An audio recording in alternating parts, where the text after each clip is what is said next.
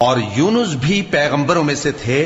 जब वो भागकर भरी हुई कश्ती में पहुंचे, फिर उन्होंने कुरा डलवाया तो ठहरे फेंके जाने वाले। फिर मछली ने उनको निगल लिया, जबकि वो अपने आप को मलामत करने वाले थे।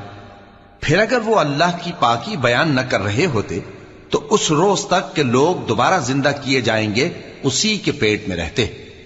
फिर हमने उनको, जबकि वो बीमार थे, चटियल मैदान में डाल दिया और उन पर कद्दू की बेल उगा दी और उनको 1 लाख या उससे ज्यादा लोगों की तरफ पैगंबर बनाकर भेजा तो वो ईमान ले आए। सो हम भी उनको दुनिया में एक वक्त मुकर्रर तक फायदे देते रहे।